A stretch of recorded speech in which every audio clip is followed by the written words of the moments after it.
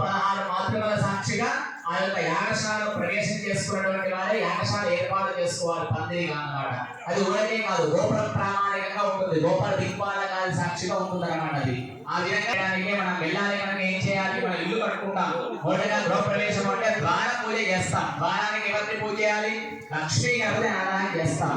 లక్ష్మీదేవి ఆరాధన చేసి పశ్చిమ ద్వారేషు వరుణ స్థానం, వరుణుడు ఏమి ఇస్తాడంటే ధనధాన్యం, దేవాలయాలు, ధార్మిక కార్యాలు, దాన ధర్మాలు అన్ని చేయొచ్చు అన్నమాట.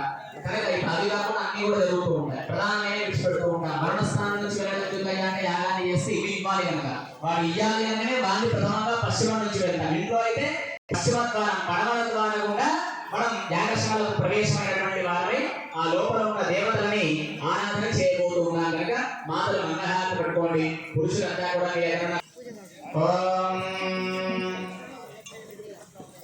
సహస్రశీర్ష పురుష సహస్రాక్ష సహస్రపాద్ సభం విశ్వతావానస్య మహిమా అతోజ్యాయాగుశ్చ పురుషః పాదోస్య విశ్వభూతాని త్రిపాదస్యామృతం దివి త్రిపాదోత్రోదేత్ పురుషః పాదోస్యేన భవాత్ పునః తథా విశ్వవ్యక్రామదో సాధనానశనిషేణ హవిషా దేవాయజ్ఞవదంబన వసంతోస్యాసీదాజ్యమో గ్రీష్మయుద్ధశరద్ధరిః.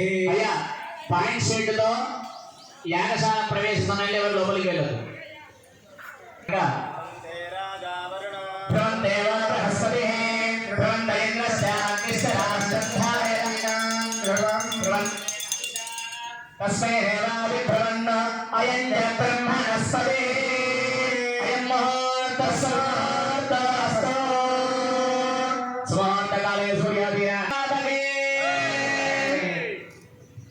అయ్యా, కుడికాలు లోపలికి వెళ్ళి బ్రాహ్మణోత్తముల వెనకాల వరసక్రమంలో అందరూ కూడా లోపలికి వెళ్ళండి.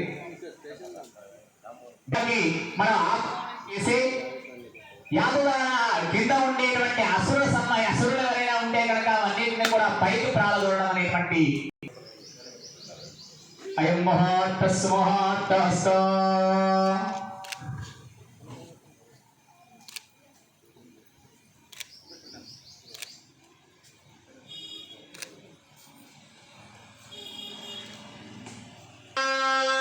చెప్పండి. దేవా ఆయాందో, దేవా ఆయాందో, దేవా ఆయాందో.